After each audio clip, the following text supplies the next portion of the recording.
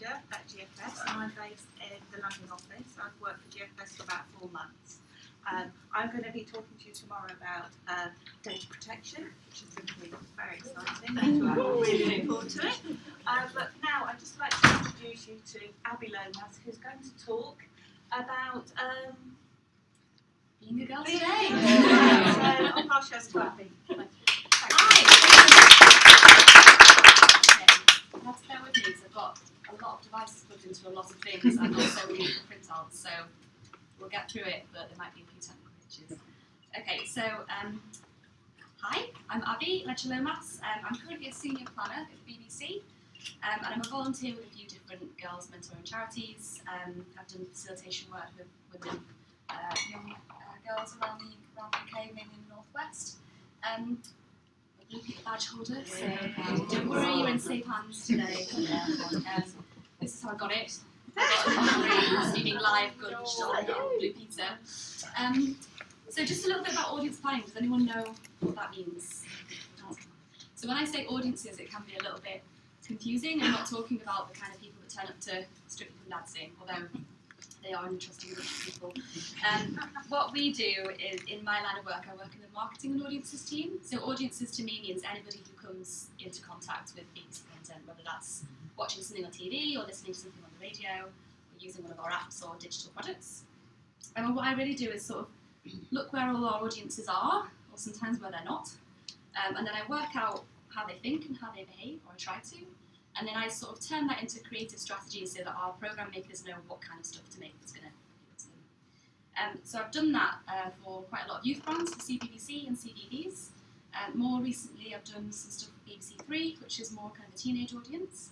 And most of my sort of experience does lie within the kind of teenage audience. So today it probably will skew a little bit that way. I've tried to put in some sort of younger children stuff as well, but if there is something specific you're dying to know about the younger end, do let me know, because I can ask my research teams to kind of pull out any of those stats. And speaking of those research teams, just as a sort of a caveat, I work with loads of research teams across the BBC and from agencies. A lot of the insight that I've got today is drawn from them. Just wanted to not take credit for their work, basically. And what I do as part of my job is I take all that audience insight and I sort of stitch it together for people at the BBC, and that's sort of what I've done for you guys today. I've kind of read everything I can read about young women and I've stitched it together, which means this might come out a bit frantically. It's quite a lot to go through when you talk about young women. There's lots of them and they're all pretty different. What I'm not going to talk about today is anything to do with sort of safeguarding, things around sort of grooming, sexual abuse, stuff like that. It's a really big subject and I'm not trained in that, so I'm going to steer clear of that. But I will talk a little bit about the experience that I've had mentoring young women, as I'm sure you guys all have as well. And instead I'm just going to be focusing on what I can tell you as an audience researcher. So if you see a stat today that you're interested in, let me know. I've not sourced them all, but do know they are all from proper research and not just made up. Okay. So this is what we're going to talk about today. I'm going to take you through some basic stuff that you probably actually could just find on Google, but I've done it for you. We're going to have a little look at the generations that we are, the generation that we sit in, and the generation that the young people working with sit in. Some perceptions and truths about young people, and then you might recognise some of these titles. These are 3 out of your 6 kind of programme areas. I've just slotted some stuff into there. And then I'm going to finish with a few kind of hints and tips that we give to our programme makers when they're making kind of factual content for young audiences. I thought that might be quite useful for you to see. Okay, so times have changed. My notes are all jumbled up. So the reason that we look at audiences, and this is probably quite basic insight, in age groups instead of just one homogeneous group of people, is because each generation is really, really different. So you can see here this is quite a basic, it's very much simplified, sort of timeline of the big things that have happened to each generation that have shaped the people within those generations. And as a species, as human beings, we live in a shared culture, so we build sort of symbols and meanings that create codes for the experiences that we have. And by that I mean, if I said to you, do you fancy a cup of tea? You would probably think that that means come round to my house, have a brew, there's probably tea and cake involved, biscuits, and it's a casual catch-up and a bit of a natter. If you were in China and someone asked you for tea, that would be really, really different. It's actually a really ritualised, formal process. And to turn up in your jeans and t-shirt with packet pop knobs would be a bit of a faux pas.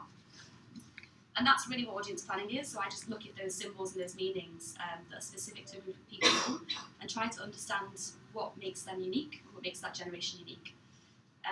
So you can sort of think of generations a little bit like different countries. That we all live on the same planet. We have different cultural symbols and meanings depending on where you go. And that's just because each generation's points of reference are really different, just like you can see here.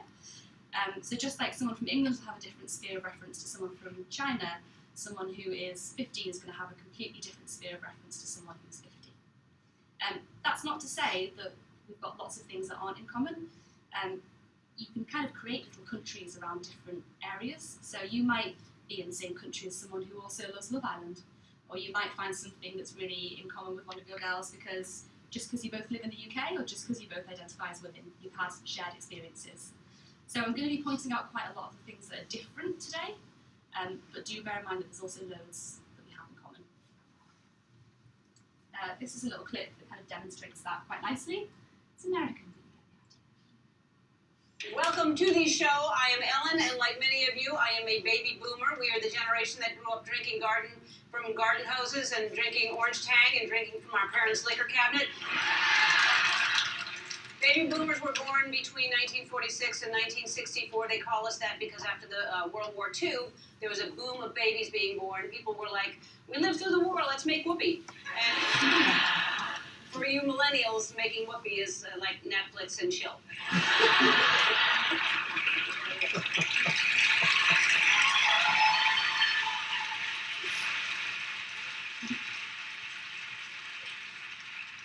But they were married.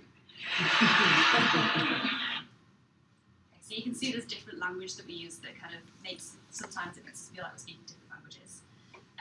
But the things that we have found and that you will have seen, I'm sure, in all of your groups is that loads of stuff stays the same. Heartache still hurts, you still get bad friends, you still don't know who you're supposed to be when you're younger. It's really hard to know what you're supposed to look like as well. And knowing what you want to be when you grow up is still really tricky. And there are big worrying things that are out of our control, and that's something that every teenager goes through, whether that was 20 years ago, 10 years ago. So, the basics. Oops. Okay, so we tend to break down audience groups at the BBC into these three kind of age ranges before the age of 16, and that's because they're really different to each other. So it's probably quite obvious to say that a 5-year-old's really different to a 16-year-old, but actually a 12-year-old is really different to a 14-year-old. There's quite a lot of nuances between those things. I'm going to be making some really big sweeping statements today, and just remember that there are loads of nuances in between, there are loads of differences, and there's no two girls the same, obviously, so this doesn't apply to every single girl that you're ever going to meet.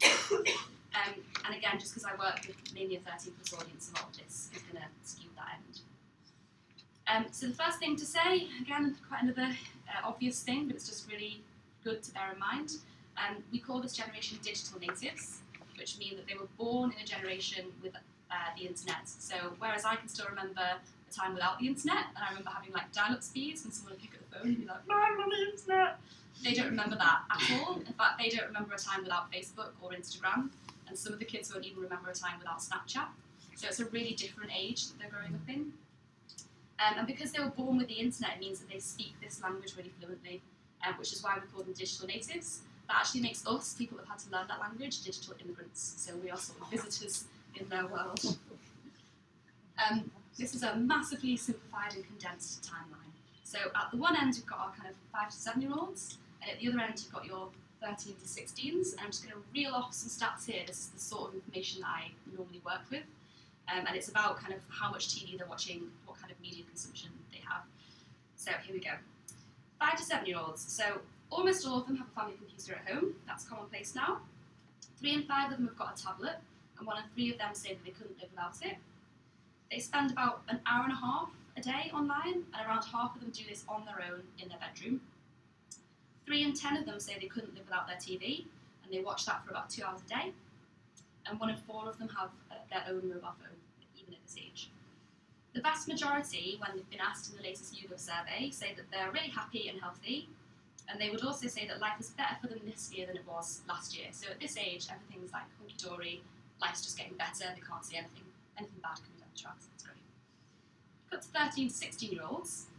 9 and 10 of them get online in their own room, so it's 9 and 10 kids who've got access to some sort of device in their own room, and they spend 4 hours online every day, on average. They check their online devices, that's their phone or their tablet, over 20 times a day. And 2 in 5 of them say that they check that for no real reason. They just check it. We all do that. I do that. I get up on my phone in the morning, I look at Instagram. I don't know why. 3 in 5 have no rules in place for using these, so parents don't have any rules around how much time they're allowed to spend.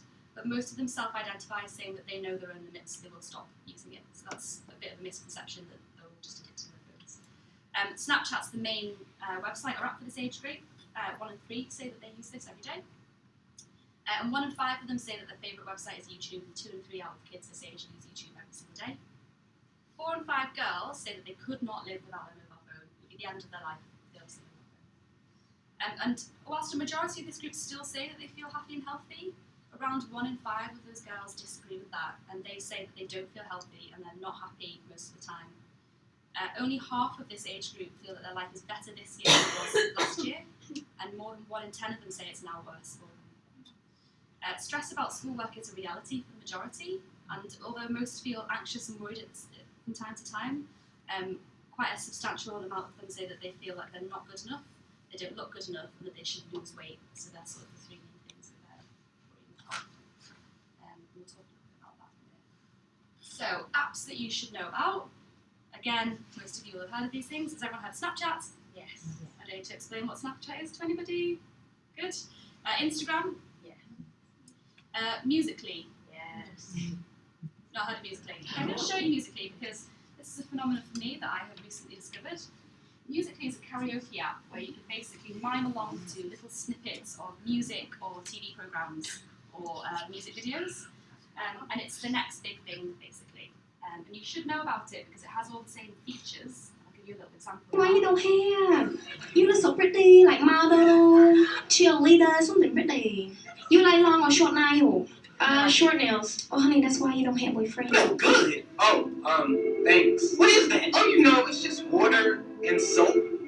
What is that? What is what? You don't know what soap is? Hold up, let me. Once upon a time, not long ago, I was a hump. And I'm admitting it, I won't take it back. Cause I did this shit, I was a hump. And I'm admitting it, I won't take it back. Cause I did this shit. She's about 16, that girl. She's quite famous on Musical.ly. Musical.ly is pretty much the same risks as all the other apps. They've all got direct messaging. Anybody can be watching a video. You can screenshot stuff. It's all the same risks that you would normally expect. And there's a few other apps that you should just be mindful of that we've seen. There's one called Yubo. I don't know if anyone's heard of that. It used to be called Yellow. It's basically Tinder for teenagers. They say it's for making friends, but actually it's pretty dangerous. You can end up talking to anybody. There's another app called House Party. If anyone mentions that, just be wary of it. It's great because it means that like 6 friends can video in and have a video call at the same time, but you can talk to anybody, and it's a little bit like chat roulette. If you remember that, you can end up talking to anybody. Could be a 40-year-old man, and you don't really have any warning for that. So those are apps that are sort of on our periphery at the moment that we're quite aware of. They're not as popular yet. Okay, so how do we media people talk about young people? So I'm going to hit you some jargony words now from Adland. Anyone know who this is? Yeah.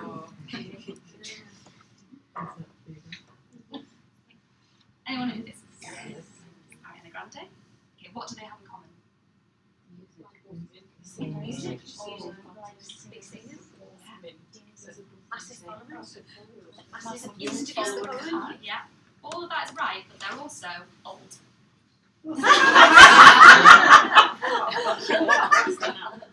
So these are members of Generation Y, which is my generation, otherwise known as millennials. You might have heard of that term. So they were born between 1980 and 1994, which makes them technically the last group of teenagers. There's a new group of teenagers. So anyone know who this is? Anyone? Jenner. Yeah, Jenner. So Kylie Jenner.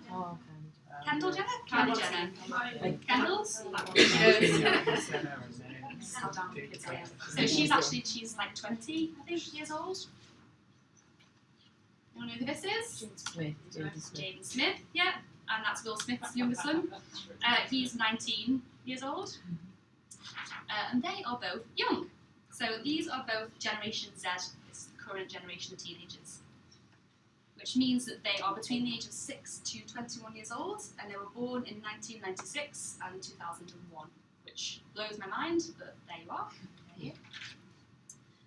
So we were talking about having different languages now and understanding the different contexts that our teenagers are growing up in. We're going to do a little quiz now, just to test your Generation Z knowledge. These are all words from the Generation Z world. Okay, does anyone know what real talk means? No? Is there a safer English language? Nice. So real talk means like I'm going to be really on the level with you here. I'm about to say something that's like really emotional. So it's a preface way of saying that what you're about to say is true. As opposed to the rest of the. That was easy. It's going to get harder. Okay, draking. Does anybody know what it means if you're draking? Does anyone know who Drake is? Yeah. Okay. Drake is a Canadian rapper. His music's quite sort of like mellow, sort of somber. So draking is usually used when you're describing feeling emotional or if you're moping. My sons are we don't have Drake in Canada. Okay, I wonder what thirsty means. There's actually two meanings for this. I'll give you them both. Wow. Does it mean if you're like keen for something? Yeah, kind of. So thirsty, the first meaning means that if you're really desperate for attention, so if you like post a picture of yourself and go, oh god, I look so shit in this picture, but you know you look amazing, that's like, it's really thirsty. But also it means that you're really horny and you want to have sex with someone. It's going to get worse than this, ladies. Being in the bar and saying I'm thirsty brings a whole new meaning. So an example of getting this wrong, my husband is a risk manager at Barclays and he works with like really quite sensible men. And they've just started a Thursday social group called Thirsty Thursdays, which I had to explain to him that he sounds rude if they have any younger. Okay, and this is the last one. Instagram. Anyone know? Instagram is a fake Instagram account where you can experiment and don't have to worry about likes. So quite a lot of people now have their main Instagram account and then their second Instagram account. And the second one is where they kind of like test out selfies, see what kind of reaction they get. If it gets a good reaction, chuck it on their main Instagram account. Yeah, pretty tough. That's hard work. Okay, so continuing our generation games. I'm going to go through the different generations now. You feel like you don't want to put your hand up for this, that's fine, but just to get a little read of the room, we're just going to see what generations we've got in the room. So, if you were born before 1945 or you're 70 plus, hi, hilarious. Okay, that's the traditionalist age group. The next age group is the baby boomers. So they were born between 1945 and 1964, and that would make you 52 or 70. 52 between 52 and 70. Thank you.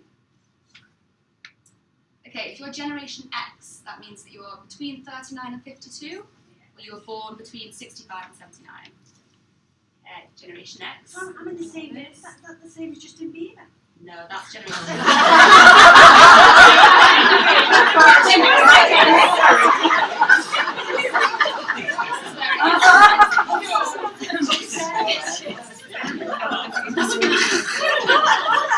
Yeah, unfortunately not. Sorry to break it to you. Generation Y, so that's millennials. That's me. If you're between 21 and 38, or you're being born between 1980 and 1995. Okay, so the word millennials were the ones that everyone says just like live for avocado and nothing else. Okay, Generation Z, that's this generation. Is there anyone in this room that's 21-ish? Yay! Go on. So this is probably all going to be excruciating for you now. I'm really sorry about that. I'm talking about you generally. All the time. What is this new generation? You need to brush up on your Instagram vocabulary. Whip that drinking word out. Okay, so we're next going to talk about perceptions and truths about young people. Right, so these are some memes that are from Reddit, from some teenagers. And looking around the room just now, it's fair to say that most of us were firmly in those kind of first 3 or 4 bubbles, apart from our one. And because we're all from those different generations, we're all in slightly different bubbles. It's easy to see each other as others and to kind of make big stereotypes about those different generations. I don't know about you, but I feel slightly uncomfortable putting my hand up and being like, I'm in this generation and having this label. It just kind of feels a little bit weird. And we would never use those words to any of our audiences, and that is because it's quite, it can be quite isolating to talk about people in that way. And actually teenagers are getting this left, right and centre from the media anyway. So if you look here, this is some thing that I saw, like a young, I think she was about 15, 16, posted the other day. She's got old dudes seeing my phone, why don't you read the news instead of tweeting and texting? And she says, well, I'm actually reading an article from The Economist on about Kazakhstan and their mob collections. What are your thoughts on the topic? Old dude taking it back, I don't know. Me? Well then why don't you read the news instead of chastising teenagers on their phones? That's the kind of feeling that they get from old people sometimes. And that goes both ways. So this is one from the young person, which really made me laugh. So they did the little deal, get 170 grand a year, still don't know how to rotate a PDF. So there's these sort of stereotypes. Sometimes they're true, sometimes they're not true. And it's just being mindful that when we're talking to younger audiences, like we said earlier, always remember there's loads that you've got in common. It's not just the things that we've got that are different. If you believe the newspapers today, they would say that young people are depressed. You might have seen stories around that they're vain, and that they're ruined by technology. So some of these statements might kind of ring true to you. They're so accustomed to online interaction, they have trouble forming relationships. They're narcissistic and focused on displaying themselves and their achievements, so quite often they're called the selfie generation. They're plagued by comparison, they feel unworthy when their lives don't match filtered ideals or goals. They're helplessly disposed to acts of terrorism, environmental disaster, and they're at a crisis point with anxiety levels. And they're distrustful of the system and pessimistic about job prospects. And while some of that is true, you have to remember that's only one side of the coin. And when they're hearing stuff like this on a daily basis, the distrust of older people builds and builds and builds. These are the kind of headlines that they're seeing on their parents' kitchen tables. So this is from the Daily Mail, which we all know is a bastion of honest newspaper reporting, and great friends of the BBC. So the addiction of children to their mobile phones could threaten the very fabric of society, a study suggests. Many teenagers are fanatical about being always available and they're extremely uneasy if unable to contact their friends countless times a day. If the trend continues, young people will soon be incapable of forming and maintaining relationships with or without the help of a mobile. So it's pretty damning. I'd say it's not that simple. So actually, hyperconnectivity, as being in touch with the internet and the global world, means that they're much more aware of global issues than ever before. So in all the research, things that they used to be worried about, such as my friend's not talking to me, have changed for things that are actually, I'm more concerned about global warming or about Donald Trump. So they're actually more aware around those things than ever before, and actually they've got really powerful social tools to have that kind of world-changing mentality. And it's a little bit older than them, but you can see the success of things like Me Too, the ability for them to kind of rally a group of people from around the world is actually greater than ever before. And actually the internet can really inspire them with success stories to break the rules and create their own culture. We'll talk about that a little bit later. They're not constrained by the current system that we've grown up with. And actually they're showing us, the kind of the digital immigrants, that they're going to be the ones that's going to take business and technology in the next direction. And again, we'll talk about that a bit later. Actually, part of that mastery of technology they have, we think it's kind of weird that they're on their phones all the time and that they've all got social media. Actually, they're so good at managing their social media, they're much safer than we are. So if you look at my mum's Facebook, anyone can look at it. Anyone can see photos, really bad photos of me that she's posted without any thought of who could see them. Teenagers are not like that. They're really savvy, and actually they're much safer and have much better online practices than most of the people in this room would have. But the perceptions do have a little bit of truth. It's just important to remember that none of those concerns really tell the full story, and that's because they're not from a Generation Z perspective. It's an old person talking about a young person. I don't use the word old that there, just going to say they're older. So we need to explore both sides of that coin, and we're going to do that in the next few slides. I'm rattling through quite quick here. I'm just aware that there's a match on later. So I'm going to keep going. If I say anything that doesn't make sense, there will be questions at the end as well. So actually, despite all that uncertainty and that stereotyping that they're living with every day, despite the fact that they're in a prolonged recession that it's not their fault and they have nothing to do with, the fact that they're leaving with massive tuition fees and there's huge amounts of youth unemployment, they're pretty chipper, actually. So in a recent survey, 55% of them called themselves an optimist. That's how they labelled themselves. And actually against the statement, I'm able to make things happen for myself, 79% of them agree, which is pretty positive news. So next up, we're going to look at these three different areas from your categories. We've got happy to make TV, my community, and skills for life. So I need to remember to turn the page at the same time to click the thing. So the first thing, again, about sort of identity and what it's like to be a young person today is that the goalposts of adolescence have massively moved, and I think it's our job to make sure that they can kind of keep hold of the ball and make sure that they're in control of that situation. So it used to be quite simple, or it seemed quite simple. You had childhood, adolescence, and adulthood. Those are kind of the three circles across the top. But the goalposts are being stretched at either end, which means that children are kind of entering this kind of tweendom phase, which wasn't really there before. And they're also, as they go through adolescence, before they turn into an adult, they're kind of heading into this emerging adult phase. So the reasons they're getting stretched at either end, at this end, at the kind of the childhood end, children are getting their first smartphone on an average of 7, so they're 7 years old and they have their first smartphone. 27% of 11 to 12-year-olds have seen online pornography. 27%. 1 in 4 11 to 13-year-olds have had an upsetting experience on social networks. So you can see that kind of adolescent stuff that they would normally be dealing with as quite an old teenager is being brought further forward into childhood. And at the other end, students are graduating with up to £45,000 in debt. And 48% of 23-year-olds are forced to live with their parents because they can't afford the housing at the moment. So that kind of adolescence, kind of live with your parents, or if you're like me, live off your parents stage when you're a teenager, is being kind of stretched out. So again, just think about that when you're in your groups. Like, what does it feel to be a child who feels older than a child but is still being treated as one? How does that feel?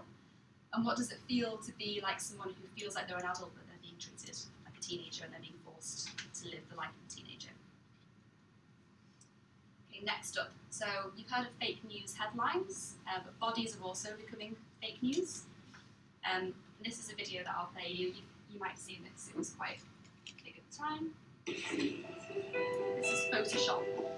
Most people haven't used it.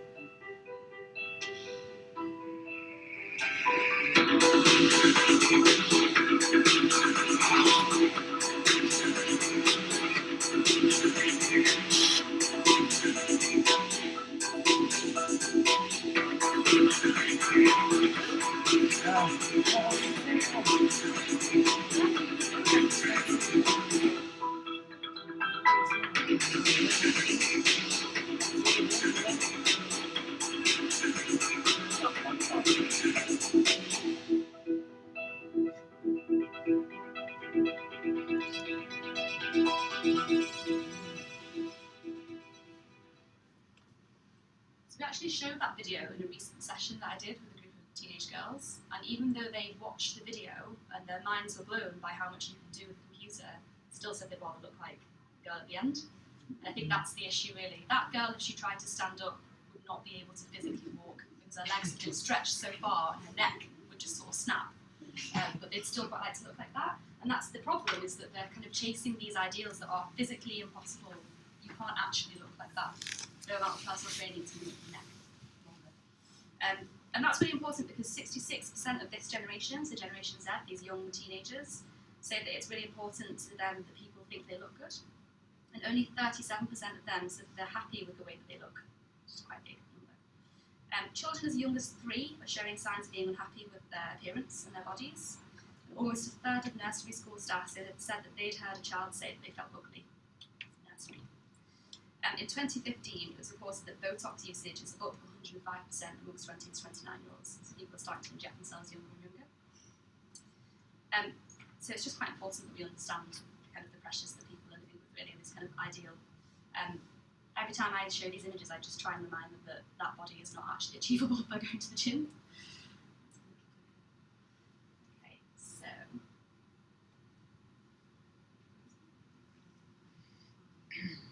The Love Island effect. So on top of that, we've got Love Island. So we've got loads of research that says that scrolling through news feeds on social media and just looking relentlessly at women in bikinis, it decreases body satisfaction. So lots of people can be affected by this. So we can therefore assume that watching hours of image-focused reality TV is probably going to do the same. And just to kind of prove this point, these are some tweets that I collected after the first episode of Love Island went out. I'll just read them out because they're quite small. Seeing these girls' bodies on Love Island literally makes me want to starve myself. Trying to enjoy Love Island, but all I can think about is how fat I am. These bodies are making me never want to eat again, upside down smiley face. And other girls feeling like a fat pig whilst watching Love Island. So it is there. These girls have got perfect bodies. They're there. This programme's on every single day. And if you can hold it at arm's length, I'm sure Love Island is fine, but these girls are really young teenagers and they might not have that kind of filter yet. This is a quote from Jane Kenyon. She's the founder of Girls Out Loud, which is one of the mentoring charities that I work with. I was asking her about Love Island. She says that no teen girl escapes the scourge of reality TV. This has been a constant in their lives for 15 years now, and of course the messages affect them all. One thing reality TV teaches girls is that their main value is their appearance and that that's never good enough. Unfortunately, lots of women buy into this message too, so you have to be very brave and bold to rise above it. Again, I think that's our jobs. Okay, so the next thing in terms of their relationships that they're having and how they see themselves, young girls on social media, especially Instagram and those kind of apps now, are very much kind of brand managers. So I look at some of the stuff that these girls are doing, and I actually don't do as much work as this in my own marketing campaigns, the amount of stuff that they have to keep up with. So Snapchat is all about streaks. Does anyone know what a streak is? Yeah. A streak is, just in case you didn't know, is when you send your friend a selfie and they send you one back within 24 hours, that's one streak. So imagine you've got that going on, you've got up to like 200 streaks with one friend, but actually you've got like 20 friends. So you're doing that every day, you've got to keep up with these streaks. And actually in a recent Girls Out Loud session, we were doing some peer mentoring. One of the big sisters was telling me that her friend, her little sister that she was mentoring, is getting really badly bullied at school. So much so that she's probably going to have to leave school. The thing she was most upset about is that all her streaks had broken. Nobody had sent her a selfie that day, so she'd lost, those numbers just go back and back. And that's the sign of a good friendship, is how high your streak number is. So that's going, that's one thing that's happening every day. Is it publicly viewable? No, you just see your own streaks, I think. I've tried to download Snapchat for research purposes, I don't get it, can't use it. Instagram, so that's more about curation and editing. There are like direct messages in Instagram, but I think the interesting thing about this is if you looked at my Instagram, you can't because it's locked, but you would go down to like 600 posts ago from when I first got Instagram. Most girls these days will have like 20, and that is because they just pick and choose the best ones. And it also means that there's less ones to like, so they can kind of farm the amount of likes they get and funnel them into a smaller amount of images. So that's kind of like keeping up their brand image of having X number of likes on the pictures. YouTube, there's just more admin here to be done. If you are a big fan of a YouTube influencer, it's quite likely that you'll form these kind of little subgroups of people within the comments section, so that when your favourite influencer posts a video on YouTube, you're the first one to comment on it, and that shows how much of a big fan you are. And you can all chat about it in the comments section. So that's another thing. If you remember before, I said that they're on Instagram every day, 2 out of 3 kids. And then all of these apps have got direct message functionality. So all of them, they're creating these kind of direct message groups where they're constantly messaging each other. There's a girl that I was speaking to the other day on Twitter alone, she had 38 direct messages, and then you've got WhatsApp. So that is just a huge amount of comms to be getting through every day. But just a little caveat here, that seems mental to us. But again, just remember these are digital natives, and this is not a big deal to them. It doesn't necessarily mean that they're less healthy than us, or that they have a less healthy relationship. In fact, in all of the research that we've done, the top driver of happiness is still spending time with my friends. They are doing that. It's just that they're also doing this at the same time, which blows my mind. This is just an example of a streak. So you can see here, this person's up to like 434 streaks with someone, which is, yeah, and you also get little notifications from the app that like, remember to send your streak to so-and-so. You also just have this bizarre kind of system of commenting. There's like a social code of how you comment on photos. I've blocked this out. This is actually my little cousin who's like 16 years old. I can't say her name. That would be quite embarrassing for her. These are all pictures of her on holiday. She's posted like pictures of herself in a bikini and stuff. She looks beautiful in all of them. So first of all, she'll post a picture and say, "Oh God, I look so shit." That's how I look. Then somebody comments underneath, "You're so pretty," and then she'll say, "I love you," heart heart. And this person says, "You're just amazing," and then she says, "Oh, thank you." And it's this constant battle of like, I look shit, no, you look better, you look better, you look better. And then we wonder why they've got anxiety issues. Yeah, exactly. Yeah. This is another one. This is what, "Your figure is incredible, I want to cry." And then she replies, "Says you." "Says you" is like the the thing that you say. You don't. Someone compliments you. You don't say says you. That's like social media suicide. It's a really bad thing to do. But actually, again, there's a positive side to this, because if you look at any of her comments, a lot of them are girls complimenting each other.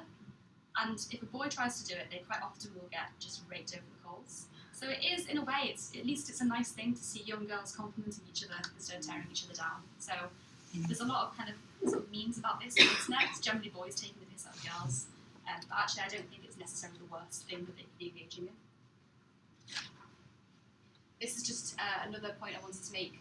These are also quite lethal, these apps, because there's always the ability in direct messages to screenshot something. So quite often we see girls have had like a bit of a bitch about somebody, and then they've fallen out with that person they're having a bitch about, so that person has screenshotted the message and then sent it to that person. So the age of the screenshots is quite a terrifying place to live. Okay, so the next thing is about perfection. So this is Alexis Wren. She's got 12.6 million followers on Instagram, and she's like the third sexiest woman voted by FHM or whatever. And she's really useful. This point's not about whether it's right or wrong to take your clothes off. Of course, like every woman's body is brilliant. But this is a body that has been toned and sculpted every day. She has like a collection of Keep Fit videos. So this is her job, 24 hours a day, to look like this. And that's just really not possible for most girls. If you think about daily school life and then after school and all of that sort of stuff, to have this kind of body, it's not attainable. And these images are flooding the news feeds, not only of them, but of the boys that they're going to school with, and that it trickles back to them eventually. And I think a lot of young girls are kind of terrified the first time they take their clothes off, they're not going to look like this. And boys kind of have that image in their head that they might look like this. So it's just a bit of a dangerous place. And again, just reminding girls that that's not necessarily ideal. I'm going to show you a little bit of this video. So you saw before the professional tools that people use to make people look better. This is an app called Facetune, which actually most young girls will have on their phone.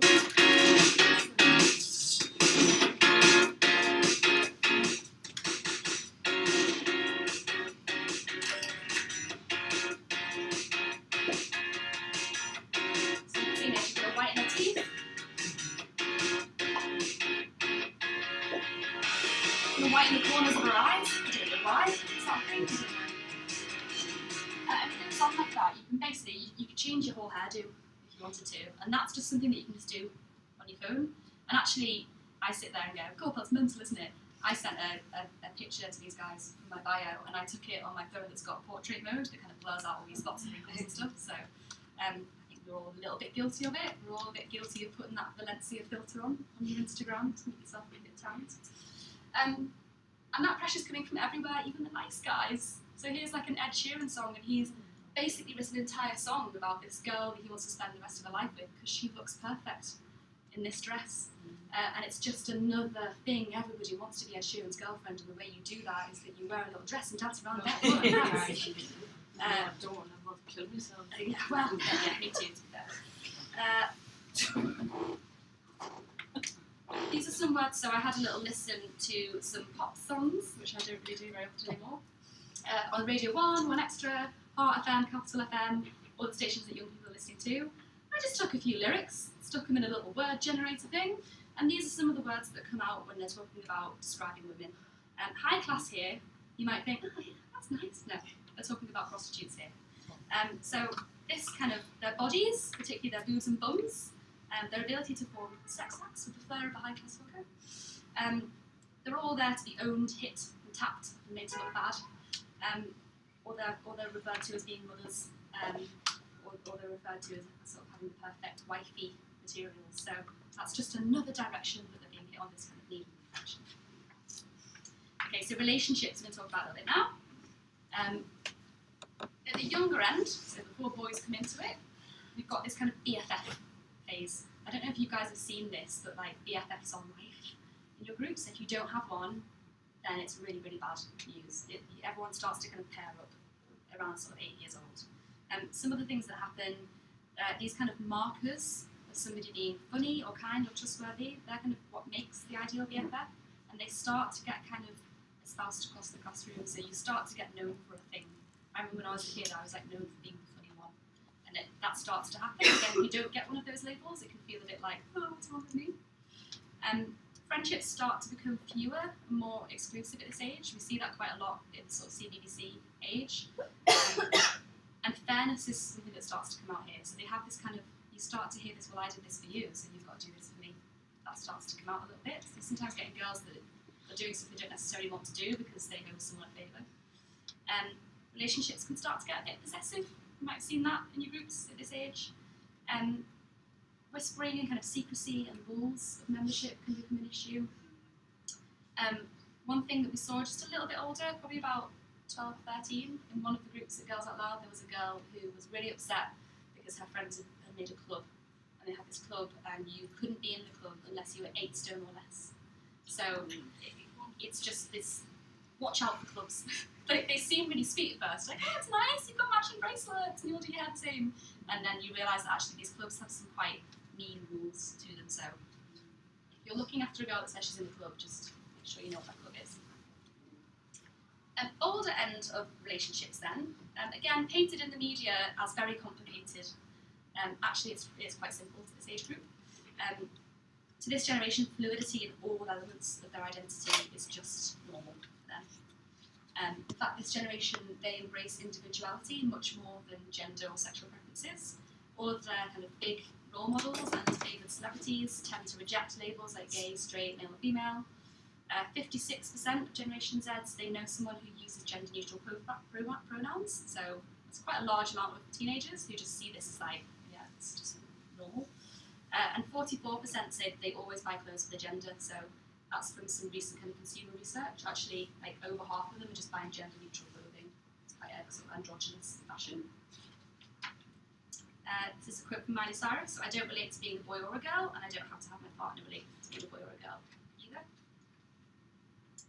And this is kind of the older, kind of bit more millennial phase. But if that's what it's like for millennials, it will be even more fluid for the younger generation. But 43% of 18-24s consider themselves not completely gay or straight. 23% have had a sexual experience with someone of the same sex, even if they don't identify as being gay. And 28% said it was conceivable if they hadn't, that they would have a sexual experience with someone else of the same sex. So this is a quote from Carla Delevingne. So she says, embrace your weirdness, stop labels, start living. And that's very much the mentality of this younger age range. Okay, so half of school-age teens have had sex. And that's just something to bear in mind. That's a huge section of that age group. And it might feel a bit uncomfortable to talk about that, but some parents feel even more uncomfortable about it, and actually even some teenagers feel quite uncomfortable about it. So just bear in mind that if a young person's coming to you and wants to talk to you about sex, that's actually a pretty big deal, and your response to that could be the last response that they experience. So I'm not going to make you do this, but at Girls Out Loud during our training, we had to turn to the person next to us and tell them about our first ever sexual experience. Can you imagine how excruciating that is? It's completely, you feel so vulnerable and so on show to somebody. And it was a really important exercise because to us it made us realise that actually to do that is one of the hardest things you'll ever have to do. So if someone's coming to you as someone who's not their friend, not their parent, and they're trying to talk to you about something like this, it just shows how much of a big step that was. And reacting with anything other than a neutral expression, so shock or kind of laughter or anything, that could be the last time they ever do that. And the reason that it's really important that they feel that they can do that and that we can talk about these things is because the ideals of sex, because of the media, are becoming more and more twisted by what you're able to see online. It's really important there's people like us jumping up and down and shouting, that's not what sex actually looks like. Because 42% of 12 to 16-year-olds have seen porn and want to try out some stuff they've seen in it. Might not necessarily be a bad thing, maybe they've seen some nice loving porn, but you could imagine a lot of that isn't what that is. And 53% of boys felt that porn was realistic. So I think we've all seen some sort of porn in our lifetime, and we can all say that it's definitely not very realistic. And this is a quote from a 13-year-old girl, this is from the NSPCC. She says, a few of my friends have used porn for sex guidance, and they're getting the wrong image of relationships. So because sex is still pretty badly taught at school, teens are going online and they're watching porn to find out about it instead. Yeah. Carry on. So 6 in 10 young people have been asked to share explicit images of themselves. So that might be on like Snapchat or any other app that you can send pictures on. And 13% of teens have sent a topless photo. And this is another quote from this is a bit older this time, from a 15-year-old girl. She says, if you're one of the girls who don't send the topless photos, then you're seen as frigid and scared. And if you're one who does, then you end up being the slag or the slut of the year. And I'm sure we've all heard the stories where someone sent a picture and it's been sent around the whole school. I know you will have covered this, but just the thing to remember about that is that it is actually now illegal to do that. If a child sends a picture, a naked picture of themselves, they can actually get done for distributing child pornography. So it is really, really serious that not only do they know that that's what can happen, that your picture might end up on social media, but also that you could actually get a criminal record for doing that. Okay, start talking about sex now. That's it. I'm going to look at my community now. So first of all, one thing that I thought was interesting just to share today is that trust is waning across the whole nation, actually, across all of us, all of our age groups. We're becoming less and less convinced that people in power and institutions are trustworthy. And a recent study shows today that young people have entered adulthood with even less trust than before. So against the statement most people can be trusted, whereas 40% of baby boomers were like, yeah, I trust the government, I trust people in power, 19% of Generation Y, so this youngest generation, agree with that statement. And it's just worth noting. It's worth noting for us at the BBC. It's worth noting for you. You are an institution.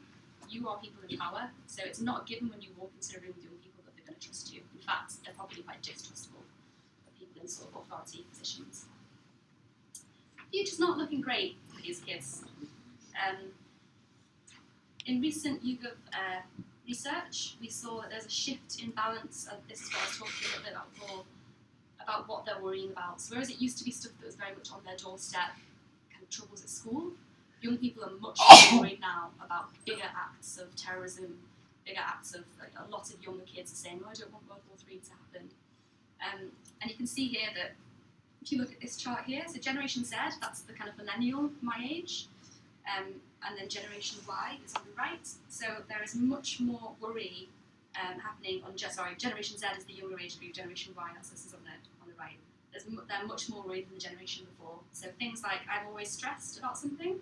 The younger age group said that 60% of them say that they're always stressed, whereas my age group would only 51% would say. So as generations get younger and younger, they're getting more and more worried about this stuff. But it's not all doom and gloom. 84% of young people say that they think it's their duty to make the world a better place. And 88% of them agree that social media gives them a voice who wouldn't normally be able to take part in debate. And 75% of them say that they want to be surrounded by different people, cultures, ideas and lifestyles. And actually 16 to 25, so that age group they're heading into, they are actually now the most likely age group of people to volunteer for charities above anybody else. So this is an age group that really want to help. The trouble with that is that sometimes they feel quite disempowered. So this is a generation that's being landed with a load of stuff in their lap that they had nothing to do with. This has just been sort of handed off to them. So environment issues, social equality, holding big businesses to account, they know, they're really aware that those are issues that their generation is going to have to deal with. But they also, of all the generations that we've surveyed them, feel the least empowered to do anything about it. So that leads to quite a flashpoint of frustration. So I think it's probably our job and your job to help these people connect with politics and help them understand environmental issues and just show them how they can get involved, various youth groups, things like that. They do want to help, they're just not really sure how to do that. It's the last section, so skills for life. So at the very youngest end, skills are kind of, they're really picked up by looking at and listening to role models. And at the very youngest end, that sort of pool of people that we have at our disposal as role models as young children is getting a bit more diverse. So we still are really, younger audiences are still looking to people like sports stars and celebrities as role models. And that tends to be kind of, they really like actors that have been strong protagonists, or they really like actors or singers that have done charity work. That plays really well with them. But actually also entering the fray are sort of these YouTubers and vloggers, and they don't necessarily see them as famous people, they just sort of see them as friends. So that's another place that they're looking for role models, and that's not necessarily a bad thing, it's just a difference. Role models are really important at this stage, but also we've seen in some recent studies for CBBC that we've been doing, they're really obsessed with anti-role models as well. It's kind of like hating the bad guy, and actually all the boys and some of the girls are obsessed with Donald Trump. They can't get enough of him. They're talking about him all the time. It's like one of their biggest playground discussions, Donald Trump. And that's just something to be mindful of, because, as we say, they've got laptops in their bedrooms, they're looking for stuff for Donald Trump. Some of that stuff can head into some pretty dark corners of the internet. So it's kind of our job to kind of talk about those people, but just keep feeding them with better people to be talking about, because if you go too far down the Donald Trump rabbit hole, you'll probably end up in a very right-wing, quite misogynistic place, and that's quite an upsetting place to be. As they move through that age of being sort of 8 or 9, as they go through SATs and they start to come into high school, GCSEs are looming, that is far and away the biggest cause of stress and anxiety. And actually, exams are one of the #1 causes of suicide in a young age group. So the pressure now that these kids are going through is exponential. It's never been this bad. And this is a quote from one of the girls in some of our bite-size research. She says, I do have anxieties and it's kind of stressful because if you do bad in this, then it lets you down. And there's that feeling they have that if they get these GCSEs wrong, that's their life messed up then. And that's really big and horrible. Just a shameless plug here, if you have got kids going through GCSEs, there's a website called The Mindset, which is by BBC Bitesize, that has loads of stuff to help them get through this kind of stress. Okay, so just a little note then about home life. So school life's pretty stressful. Home life is not stressful, it's great. Home life is where you find comfort and all the resources of parental support. But just a little note that that's changed a little bit too. So millennials like me and other people who fit into that age group, we've grown up with quite an optimistic outlook to life. We've got quite a kind of go-getter attitude, almost like the 90s American dream ideal. And that's because our parents are baby boomers who are a little bit more optimistic. They're kind of more like helicopter parents, and they're more empowering. They're more likely to say something like, I want my children to believe in themselves and to achieve great things, and I'll be there to help them no matter what. I'll help them no matter. And they've got more expendable income to do that, to help them. Whereas Generation Z, this youngest generation, they're going to be a bit more realistic, and that's thanks to their parents being a bit more sceptical. And this is a generation that's growing up in the midst of a recession. They're a generation that's growing up in the midst of Brexit. There's a lot of uncertainty. So their parents are more likely to say something like, I don't expect life to be easy for them, but I think I've given them all the tools and the rest is up to them. So this is a much more resilient age group. They're having to kind of fight quite a lot harder. And as a result, they're actually quite sensible. So you can see this graph here. You've got 2005 versus 2014. So 2005's contingent of 14 to 15-year-olds, and 2014's contingent. Along the bottom, you've got smoking, drinking, cannabis, graffiti, vandalism, shoplifting. And you can see that actually it's going down in this generation. So that's a good thing. I told you guys some good things. And actually, because of all of this kind of volatile stuff going on in their lives, the environment, terrorism, recessions, Brexit, they actually just really crave some solid ground. So these are statements that we've tracked in some of our research recently. Along the top, you've got quite kind of solid stuff. So having a job I love, having a family, moving out and owning my own home. 70% want a job they love, 56% having a family, 54% owning a home. Along the bottom, you've got stuff that probably my generation would have said, that kind of like 90s want-it-all attitude of being rich enough not to have to work. Like, that's my dream. Owning designer brands, yay! And being famous, yay! So that's 5%, 1%, 6% of those people want those things. So you can see how that's kind of dramatically shifted just between my generation and the teenagers younger than me. And they probably won't get the job they want, which is slightly depressing. Traditional jobs, we'll talk more about in a minute. So protective services and occupations, health professionals, culture, media and sports. You can see that the grey line here is the appetite for those jobs, so how many people want those jobs. And the pink line is how many jobs there actually are. So this one in particular is pretty, everybody wants to work in sport or cultural media, and there's just no choice. On the other end, you can see kind of corporate managers and directors and administrative occupations. There's loads of those jobs, but nobody wants to do them. So there's a bit of a mismatch here in kind of the aspirations of young people and what jobs they're actually going to get. But instead, we're looking straight down the barrel of the maker movement. It's a really exciting place. And I think if you can take one thing away from this section for young people, is that this is the maker movement. These kids are entrepreneurs. They're seeing ways to get rich, and they're just doing it. There's a company in Manchester called Social Chain. They're a sort of social media company. We're their clients, and the average age of that company is probably about 25. They've got like a slide, ball pool, dogs running around the office. And they're like multi-millionaires. The guy that founded that, he just dropped out of school, didn't go to university, set up a social media company, and he's on pretty much every rich list that you can see for under 30-year-olds. So this is a really exciting generation who are really doing really exciting things. So 76% of high school students want to start their own business someday. 61% would rather be an entrepreneur than an employee. And each platform kind of brings a new inventive creativity. I'll show you a bit more of that in a minute. And soft skills are really in demand. So that's another thing that you'll see again and again. The government are talking about it as well. At the moment, we're churning out kids who are really good at doing one thing. So they're really good at science, or they're really good at maths. Actually, that is not going to translate into the working world. As we move into a digital age, the skills that you need are teamwork, creativity, collaboration. Those are the things that aren't necessarily being taught at school. And this, I think, is just quite a nice little short video to show you. I think you can get screenings of this film organised if you want to get a screening of the actual film as an organisation. It's a really brilliant look at a school in America called High Tech High, and they're doing things really differently. And this, I think, just sums up the attitude of this next generation and how they're being educated, or how they should be educated. We divide the day up in high schools into bits of time, into 40 or 50-minute blocks typically, and then we ring bells and people start to shuffle around the building and do something else. That's an organisational device, it's not an educational principle. 10 university heads in 1890 said, in 11th grade everyone should learn chemistry, in senior year everyone should learn physics. A lot of these subjects are great, but these priorities were dictated 124 years ago. The old blue-collar industrial model of education is already gone. We're already living in its wake. What happens to society when hundreds of millions of people have that aimless, rudderless feeling of, I've been replaced by a very small box?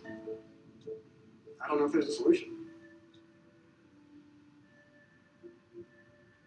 We all learn in different ways. This isn't the way to do it. This is the way that I did it. If the assignment is you get it back and you crumple it up and throw it in the trash can, that's kind of one student experience. And if the assignment is to produce something that you're going to present to professionals in the field, that's completely changing the whole dynamic. We are trying to have that type of complexity and curiosity get inculcated in our students.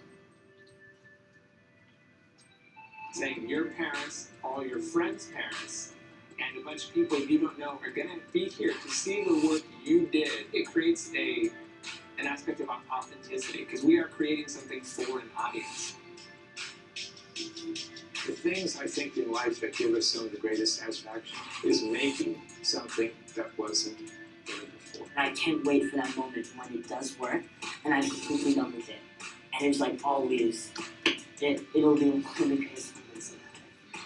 The kids have. That kid actually, so what they do in that school is they pair teachers up. So if you're a history teacher, they'll pair you up with a science teacher, and you come up with lesson plans together that involve history and science, and then you do a project. And that kid actually massively failed his. It didn't go well, but that was something that was massively celebrated in the school. And at the end of it, he goes through this huge journey, and he learns how to deal with not always being an A-star student. And resilience is one of the big skills that companies are spending thousands of dollars and pounds on getting people to have as a skill. So it's just a really interesting documentary, and I think it really encapsulates well this kind of making something new that wasn't there before. That's this kind of attitude that the next generation hopefully are going to have. There was women in it, there was a single girl. There are, yeah, I think it's just really bad. It's probably a trail cut by a guy. There are, yeah. So talking of that,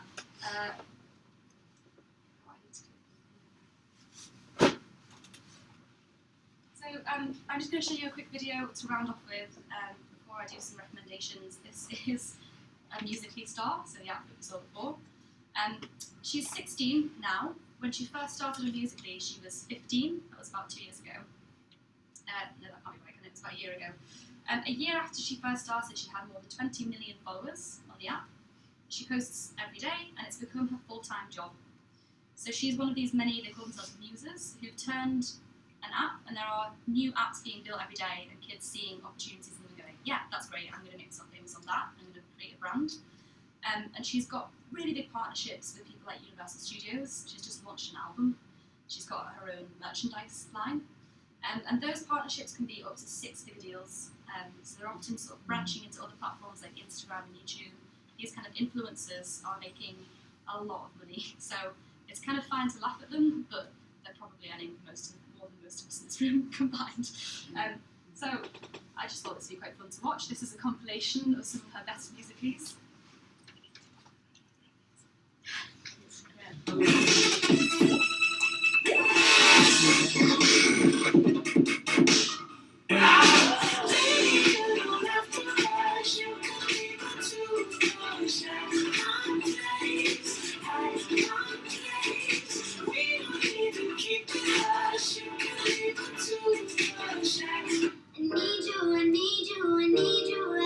She's doing these all the time, like every day. She's building a following, turning herself into a brand, and then she goes out and makes brand partnerships with people. So you might get in this video, What's good about that? She's just mad. yeah, but they go mad for it, they love it. And you'll start to see in some of her videos there might be a kind of Diet Coke in the background. So she's doing product placement, and then she's got so many fans that she's launching her own clothing line. That's just how they're making themselves famous. Oh, for mine, isn't she then from like, what's it called? For Aidan and Mother, famous as well. Isn't it Mother? My Housewives of Atlanta. Which in itself is a reality TV In show. reality TV, and they were done for mortgage fraud. Were they? While they were on the programme, Ariel. her husband went to jail. Yeah, I remember it because my daughter's usually mad. And she said, oh, this one, she's come. And I said, oh, yeah, it rings a bell. And then I thought, oh, They'll yes. need that money then. Yeah, they know what money. They've made millions out of it. Yeah. And now he's been able to buy himself out of the criminal charges and all sorts. Yeah, So for every one of them, there is, there's 10s more on different platforms. They've got a horrible term, they're called influencers, and we work with them quite a lot. If we want to get, we've got a new programme that, kids aren't going to see an advert for it on the BBC, because they're not watching the BBC. We'll work with one of those influencers to get the message out to them. Jojo Bowes, is she another one? She's massive, isn't she? Yeah, And got this little Grace someone. I could have done with you. I was compiling a list of influencers. Amelia Gethings. My God, they just look how much she's earning. I'm like, what? Yeah, it's crazy. It's crazy. But so she is just miming to videos, but she's also setting up a brand. She's learning how to start a business. She's learning brand management skills. She's collaborating with other people from different platforms. These are all skills that you can't really learn in school. And actually, some of these videos, the YouTubers especially, are really well edited. Some of them have got editing skills that half the runners in the BBC don't have because they're just learning to do it themselves. So they're a really exciting generation, definitely ones to look out for, even if it doesn't really make any sense to you. Okay, so some things to think about then. This is my last bit, and I'll stop talking. So we've recently done some work with the current affairs team, who are kind of giving informative information to young people, and they wanted to know what kind of stuff they want. So I thought that might be quite useful for you guys, because you're sort of imparting factual information, I guess. So when you're devising your activities and you're thinking of things to do with your groups, which I think some of you do, some things to think about. So are your activities valuable to them? So just remember, these kids are walking around with a computer that's more powerful than the average laptop in their pocket. So mobile phones are really fast, they're really good. The world is at their fingertips, and that is nothing new to them. Digital's not even really a word to them. We talk about digital and they're like, why are you calling it that? Your grandma. It doesn't make any sense. That just is their life. Brilliance comes really regularly in bite-sized portions, so they can download a program at the speed of light. They can watch Grammy Award-winning stuff on their mobile phone, and they're really spoiled for choice. So you've got to think about stuff that they can't just get on the internet, and that is experiences and doing things that are fun and away from their phone screens. Because whatever you try and do on a digital screen, they're going to be able to get it better from YouTube. How long does it take? So if it takes seconds to load an entire program on TV and watch something on iPlayer, just think about the kind of speed they're used to receiving things in. So feelings or experiences are shared in milliseconds, really instant responses, and they don't really need to see a plan just kind of want instant gratification. So if you've got a project that takes weeks to deliver, it's fairly likely they're probably going to lose interest after the first session. So things need to be wrapped up quite quickly, otherwise they sort of lose interest a little bit. Are you being your authentic self? So Generation Z are relentlessly targeted by advertisers, more than any other generation. And they've got a really good bullshit radar. It's really incredible. They know instantly if they're being marketed at and they'll just turn off. That's why influencers are such a good way for us to talk to them through, because they're authentic people. But you don't have to try and be down with the kids. And just remember, if you ever feel in doubt that you can't relate to a young person, think of David Attenborough. Because David Attenborough, when we do our surveys for this age group, is the biggest star that they hold up at that age. And that's because he's not trying to be something else. He's just kind of authentically himself. Can they get it on Google? So 40% of the generation's time is spent on screens. So don't bother trying to give them information that they can just Google. Seems really simple, but it's amazing how many times I have to talk about that. And don't let that put you off when you're thinking about things to plan. There's loads of stuff, but it tends to be things about your experiences. So tell them about experiences that you had. Tell them about the different angles that you've got on the world. Just human things that they can't get with a click. That's much more valuable to them. Anything else, they can just go on Google. And does it make sense of their world? So in all of our research for news content, we found that young audiences, they just want time and time again to help make sense of the world around them. Especially if it's trying to understand like a movement. So something like the Me Too movement, something they feel that they should know about, but don't really understand it because there's loads of big words in it, like intersectional feminism.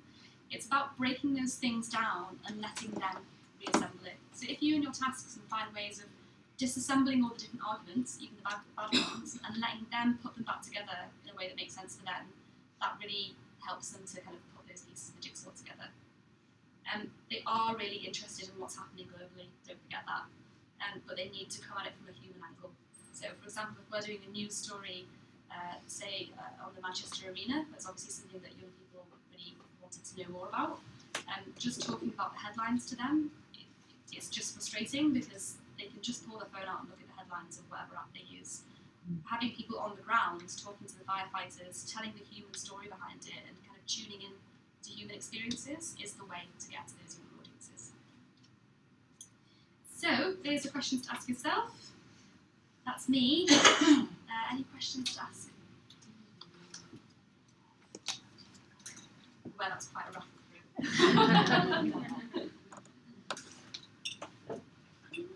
I've got one. Yeah. Hi.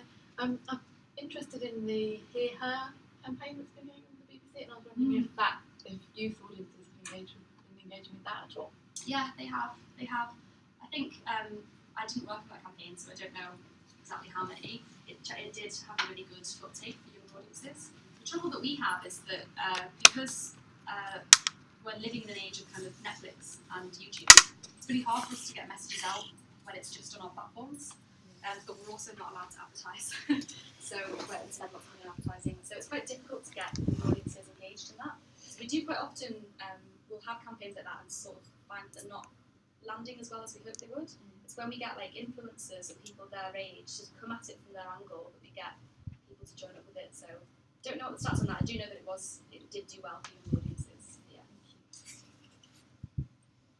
Do this streak thing. Yeah.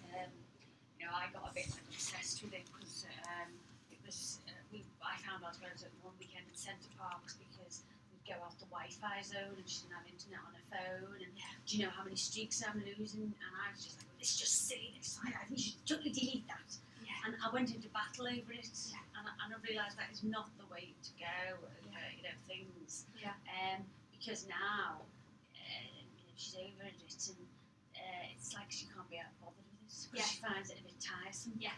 And she's had like people all fall out and that, and she's just left it, and she said, oh, I'm fine about it. And I'm thinking, somebody should have told me that when it first came out, because I remember getting I got it, and it's so annoying when you're trying to have a conversation with somebody and that's constantly sending selfies of themselves. My little cousin will literally stop mid-sentence, take a selfie and carry on talking.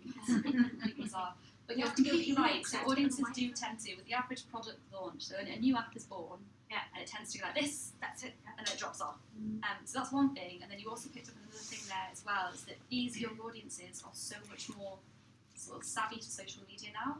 And actually we're seeing a bit of a backlash to social media. Not at the younger end.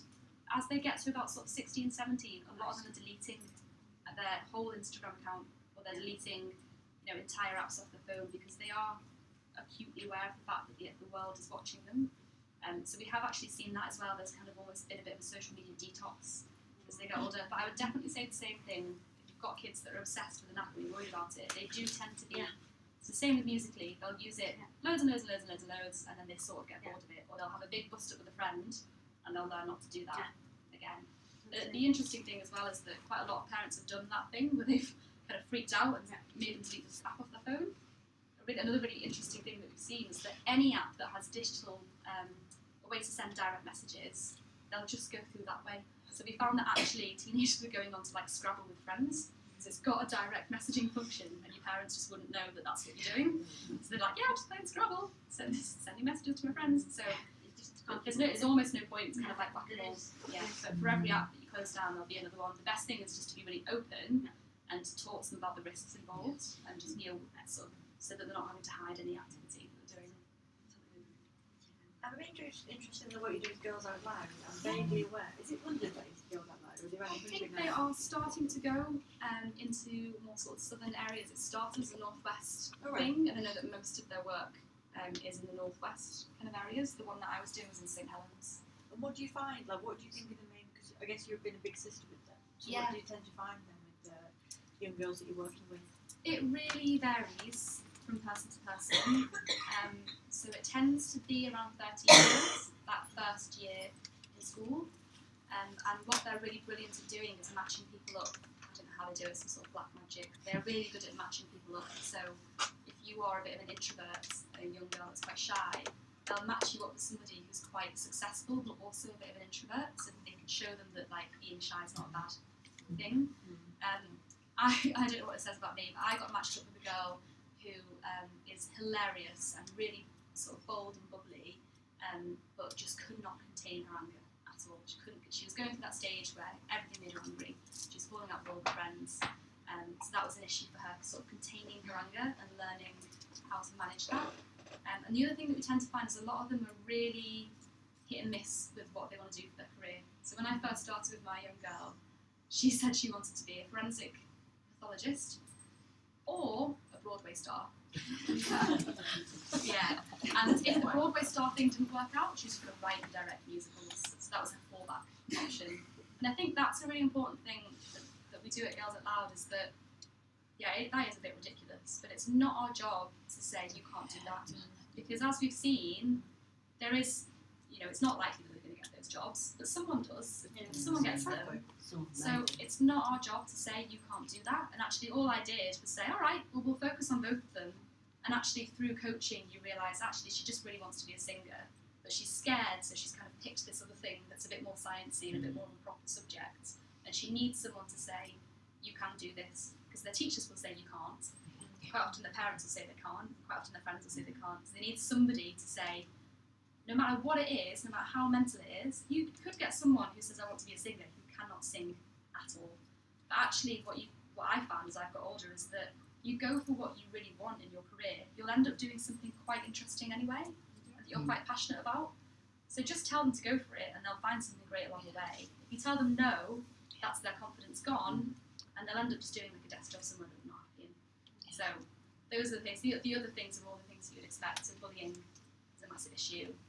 We have had a few issues with girls who say, oh yeah, I've got a boyfriend, he's picking me up after school. And one of the big sisters is like, oh cool, does he go to another school? No, he's finished school. Alright, okay. Yeah, is he picking you up in a car? Yeah. Oh, how old is he? 25. So there's a lot of like red flagging and stuff. So it can be, sometimes you'll get a case that's quite shocking, and sometimes you'll get a case that it's just a girl that's not very confident, that needs a bit of a push. And their whole mentality, the reason they really exist, is because there's not enough women at the top levels of the businesses, and there's a lot of girls that coast in first year of high school. So what they tend to find, which is quite interesting, is that you'll get the problem kids who've got a lot of attention on them. They've got support workers, they've got the attention of the school, and then you've got the kids who are doing really, really well, who are also getting kind of fast-tracked because schools want them all to go to Oxford and Cambridge and to make them look good. And then you've kind of got the girls in the middle who are just kind of getting C's. You hear some teachers call them the handbag girls, who are kind of more obsessed with what the handbag looks like than getting the grades. And they're not stupid, and they're not badly behaved, but they're not like shining stars, they're not like academic superstars either. And they just sort of coast a little bit. And what we try and do is get in at that point and kind of light the fire up their arse so that they don't kind of get to GCSE and think, I'm just going to drop out and do something that's easy. So that's what we try and do, is kind of just get them more excited about their careers. Can I ask? Oh, sorry. No, I was just going to say, with you, you mentioned about the stress and pressure of exams. Yes. But I've just become very aware watching this about probably the stress and pressure of having to respond to all these streaks and messages. You know, if they've got all these different social media outlets for conversation going on, even though the conversation may not be bad, it may be a good conversation. But I know what it's like at work when you've got 100 emails to respond to. And if they've got all this, where do they find time just to have that, says you, and then respond to that, respond to that, respond to that, respond to that. That's a lot of pressure. It's like deadlines all the time, isn't it? Constantly. Yeah, I would say that some of them are just really adept at it, and it doesn't really cause them stress because, as I say, this is something that they've just grown up doing. So for us, I freak out just having someone WhatsApp me and text me and I'm like, just pick one, can't both. But they are really, really skilled at that. But maybe they don't feel stressed, but maybe it's a pressure that they're not actually realising it's a pressure. Exactly. There is a sort of a latent pressure, and I think where it starts to go wrong is when exams kick in. It can be quite a distraction. Although we have seen actually in quite a lot of bite-sized research, they are quite good at going up to their bedroom with a laptop and leaving their phone off downstairs. A lot of that comes down to setting rules, I think, with parents. Like, again, not saying don't use it, but just sort of putting some light touch rules around it. And I think the other places that can go wrong is where if they're not in a really good social group. So they're either going to get bullied through it. You know, if they've not got a really good group of friends, that's when it starts to go a bit wrong. Because if you think of all those different outlets, those are all places that messages can come into you. So if you're on the end of bullying and you've got like 5 different apps that people can send you bullying through, then that can be very, very stressful, obviously. And also if you just haven't got many friends, in the same way that someone can have a big party and not invite you to their party, someone can start a message thread and you're not in that WhatsApp group, or you're not in. So that can be quite stressful as well. I don't really know what the answer to that is. I think it's just a case of talking about it with each individual girl and finding out where their red line is, and sort of seeing what is stressing them out and trying to help them through those different challenges. One of the girls that I was mentoring, I asked her if she was tired when she was coming to school. She was like, yeah, I am quite tired from school. So what time do you go to bed? She was about 2 in the morning. I was like, well, what are you doing till 2 in the morning?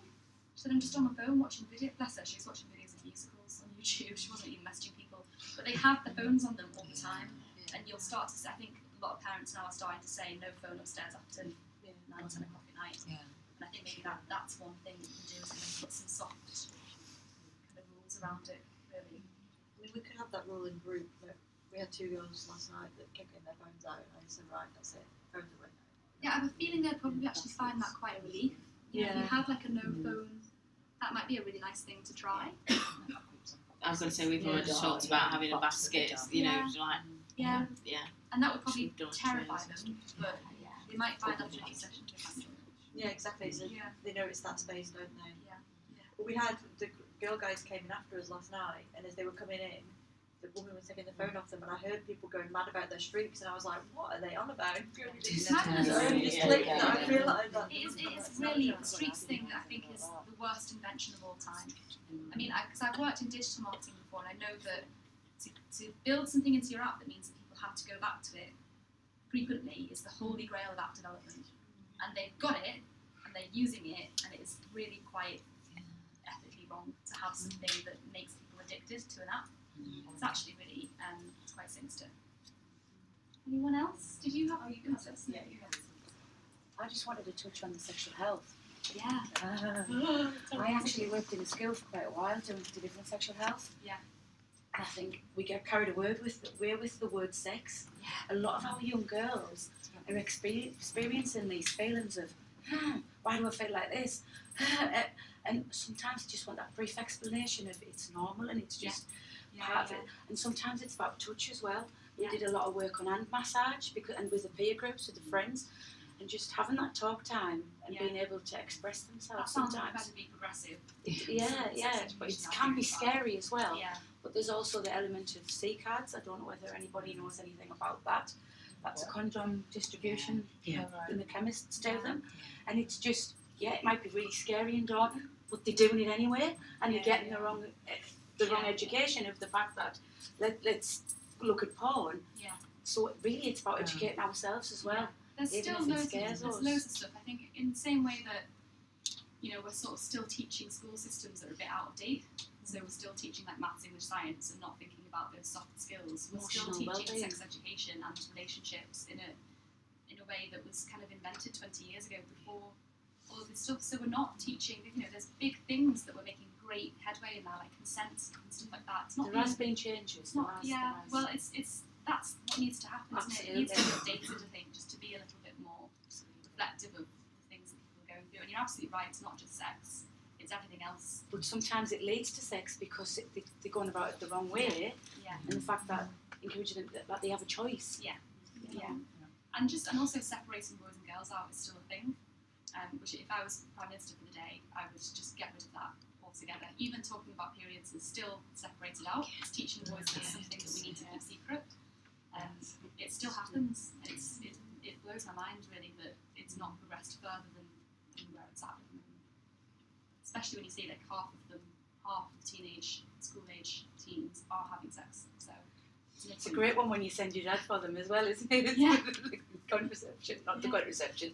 Tampons or sanitary stuff. Yeah. It's interesting the C cards thing. This is more anecdotal. I've got 3 goddaughters that are teenagers, and all of them are sexually active. I hate that term. And they've all told me that they had to go and get the condoms because their boyfriends were too intimidated. They wouldn't go to the chemist. It was all on the girls to do it. They want to do that. They need to go and take responsibility. Yeah. It's another thing that isn't taught necessarily.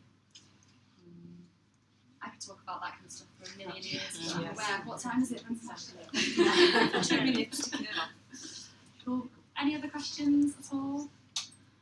It's great. Normally I get someone asking me something about the BBC that I can't do anything about.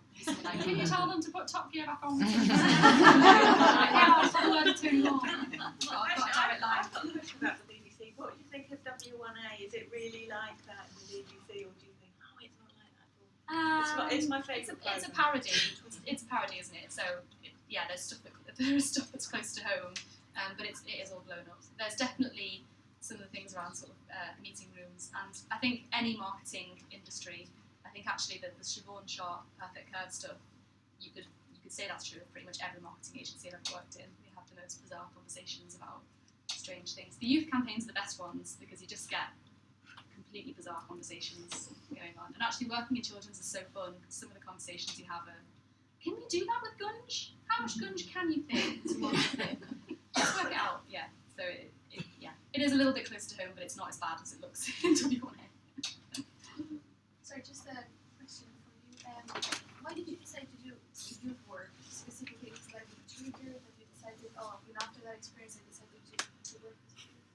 Yeah, it's a good question, and it's one that, again, that Jane always gets us to think really carefully about. There's a lot of people volunteer to do Girls Out Loud because they've got something's happened to them that they want to almost go back in time and fix. So we always try and think about what we're bringing in the room with us. So if you got bullied in high school, just be aware that if your little sister is also getting bullied, her experience isn't the same as yours. For me, I think it was becoming more active in feminist circles. I just was doing more and more in that line of work and wanted to do something a bit more than protesting and do something a bit more kind of on the ground. And I just wish that I'd had that when I was a teenager. I guess. I think my thing was that when I was at school, I didn't have a very good group of friends, and I didn't have someone to tell me, you know, there's no such thing as a bad friend. If that person's a bad friend, they're not your friend. Get a new one. And I think that's probably the thing that I took in with me. Yeah. And, you know, Beyonce. Abby, thank you very much. It was really, really Thank you.